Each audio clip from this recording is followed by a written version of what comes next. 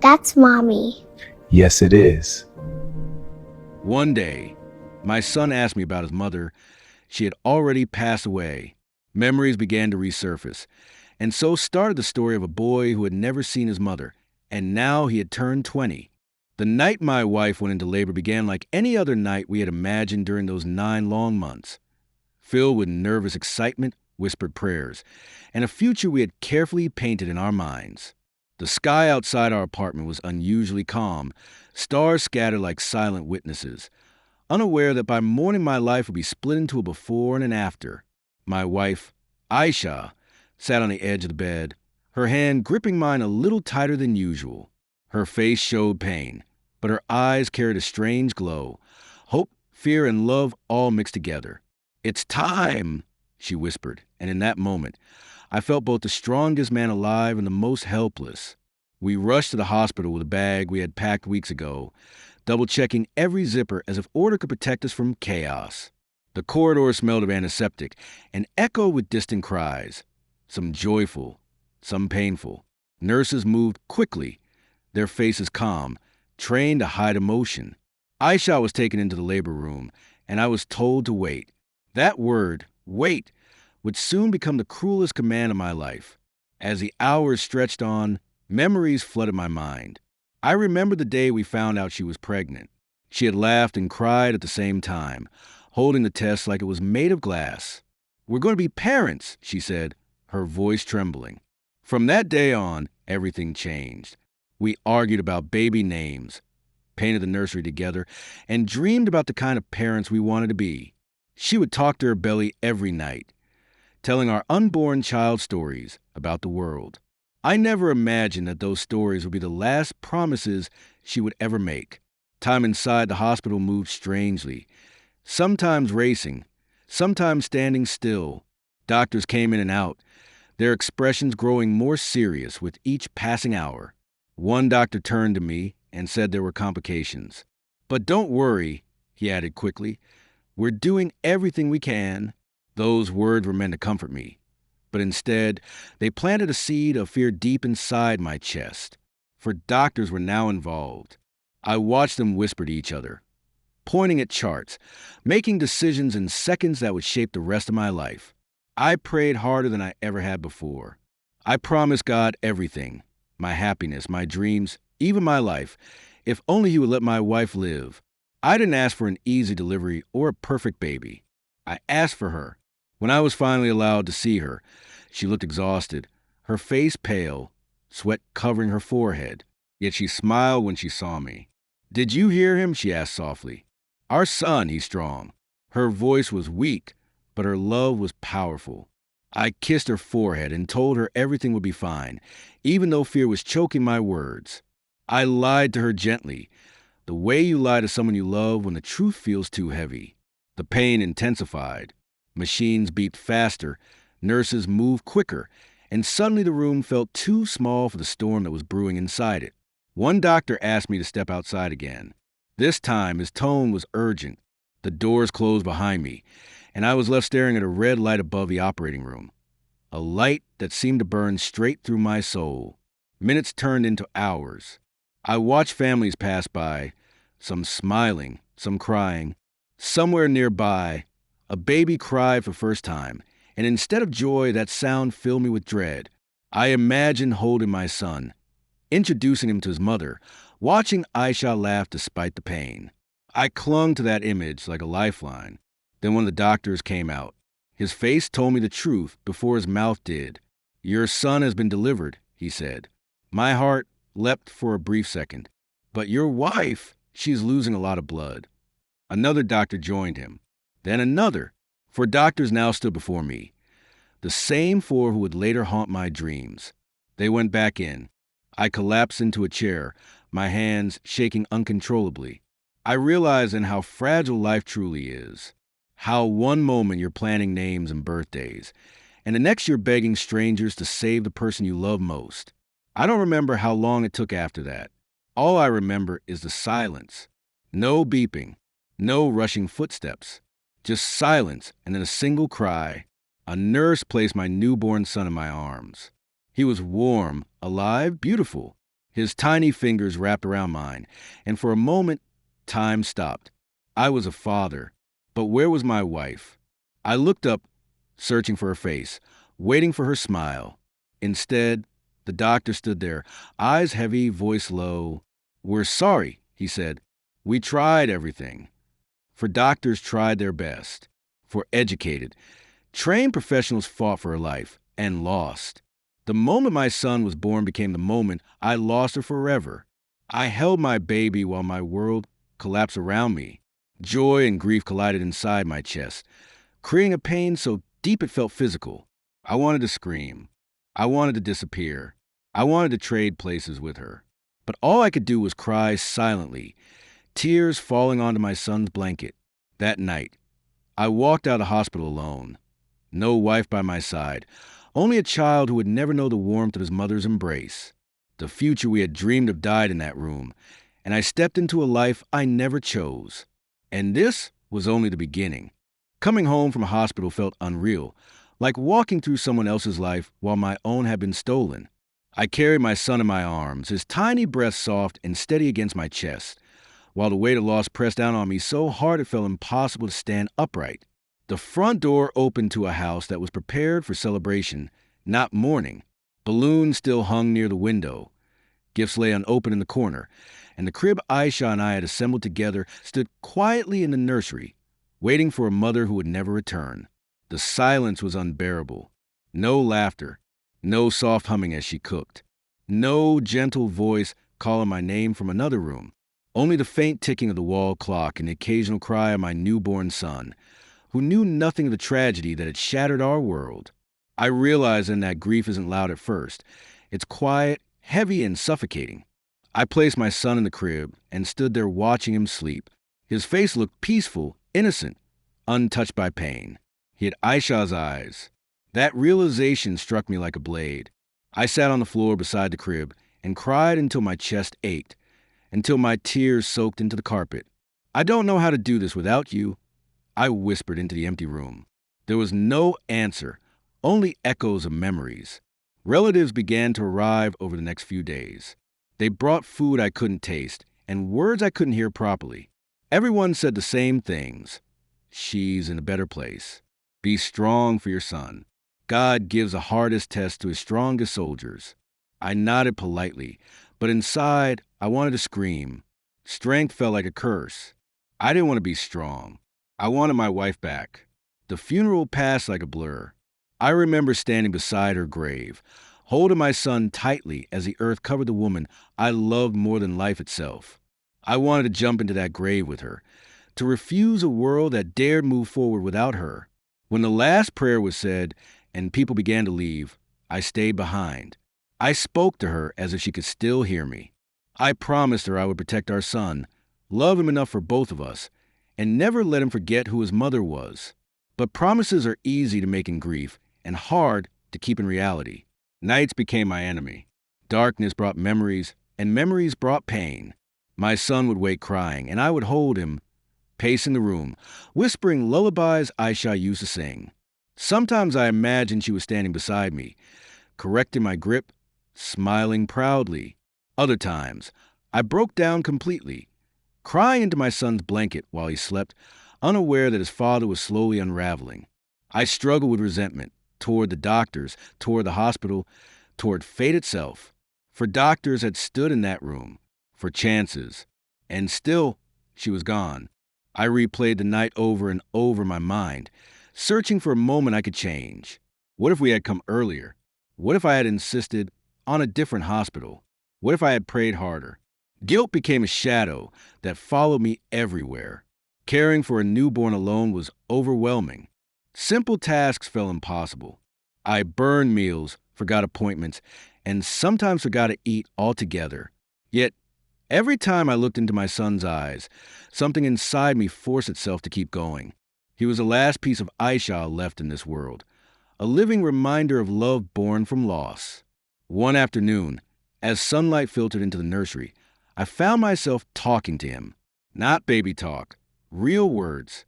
I told him about his mother, how kind she was, how she laughed too loudly at silly jokes, how she dreamed of teaching him how to read, how to be gentle in a cruel world. My voice cracked, but I kept talking, because in those moments, it felt like she was alive again, living through my words. Friends stopped calling after a while. Life moved on for everyone else. People returned to work, to routines, to happiness. Meanwhile, I was stuck between grief and responsibility, torn apart daily by the same contradiction.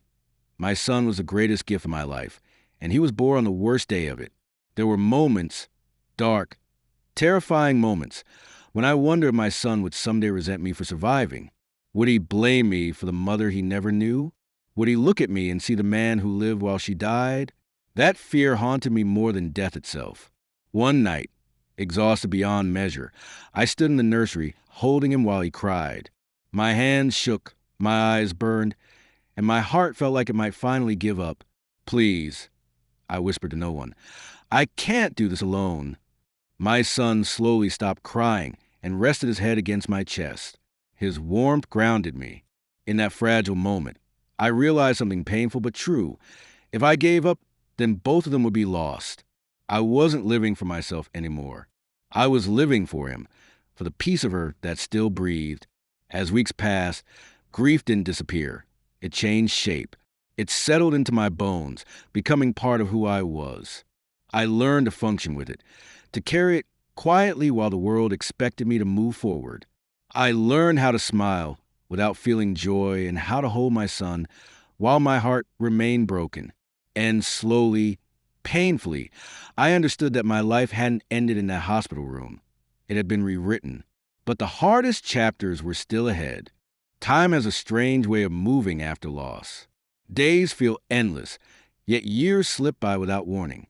My son grew faster than I was ready for, his first smile cutting through my grief like a blade of light, his first steps both joyful and heartbreaking. With every milestone he reached, I felt pride and pain in equal measure. Pride in the life growing before me, pain because Aisha wasn't there to see it. I tried to be everything at once: father, mother, protector, teacher. Some days I succeeded. Many days I failed.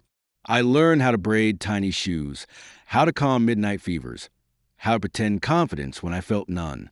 But no matter how hard I tried, there were moments when I felt painfully incomplete. There were questions I couldn't answer, gaps I couldn't fill. A child needs more than love. He needs presence, balance, and a warmth that I struggle to give alone. When my son was old enough to speak clearly, he asked his first question about her. "Where is my mama?" he said one afternoon, his voice innocent, his eyes curious. The room spun. I had prepared myself for this moment 100 times, but nothing prepares you for hearing it out loud. I knelt in front of him, my hands trembling, and told him the truth as gently as I could. "Your mama is in heaven," I said.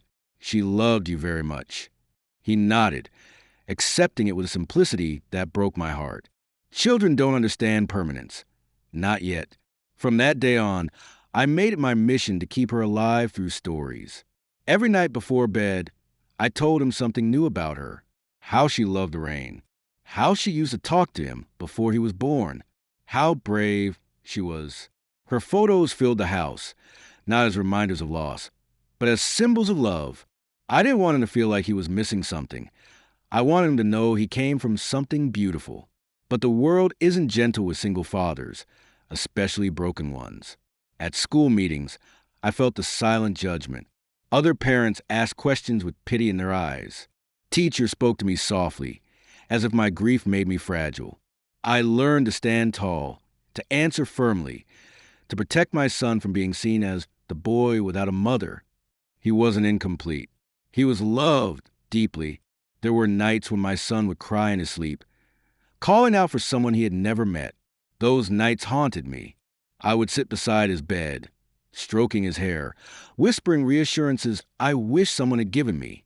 Sometimes I cried after he fell asleep, not because of the pain, but because of the strength it took to keep going. As he grew older, he began to resemble her more. The curve of his smile, the way he tilted his head when confused. Strangers would comment on it, unaware of the storm those words caused inside me. Each resemblance felt like a reunion and a farewell at the same time. There were moments when I considered moving on, finding someone new, rebuilding a version of happiness. But guilt always stopped me. Loving another woman felt like betrayal. How could I let someone else into a space that still belonged to Aisha? How could I explain to my son that love can exist twice, differently, without erasing the first? So I stayed alone, choosing loneliness over confusion. Yet, loneliness is a way of shaping you. It makes you quieter, more observant. I became deeply attuned to my son's emotions. I noticed when his smiles faded too quickly, when his silence lasted too long. I knew the weight he carried, even if he couldn't name it. He was growing up with a shadow beside him. Just like me, one evening, when he was about 10 years old, he asked me a question that changed everything. Baba, he said, did Mama die because of me? My heart stopped. The air left my lungs. I realized then how deeply he had internalized her absence. I held him tightly and answered with everything I had. No, I said firmly. You are the reason she lived with so much love. You are not the cause of her death. You are her miracle. He cried into my chest, and for the first time, I allowed myself to cry with him openly, not as a man trying to be strong, but as a father sharing pain. That night, something shifted between us. Grief stopped being a wall and became a bridge. I understood then that healing doesn't mean forgetting. It means carrying the pain together, letting it shape you without destroying you. My son and I weren't surviving anymore. We were learning how to live, and though her absence never stopped hurting, her love continued to guide us forward. Still, life had one final lesson waiting for me, one that would test whether I was ready to truly let go without losing her. There comes a moment in grief when you realize you are no longer drowning, but you are still wet. The pain never truly leaves. It softens, settles into the corners of your life, becoming a quiet companion rather than a violent storm. For me, that realization came years later, on an ordinary afternoon, when I watched my son standing in front of the mirror, adjusting his school uniform with the same nervous seriousness his mother used to have before important moments. In that reflection, I saw both the past and the future, and for the first time, they did not feel like enemies.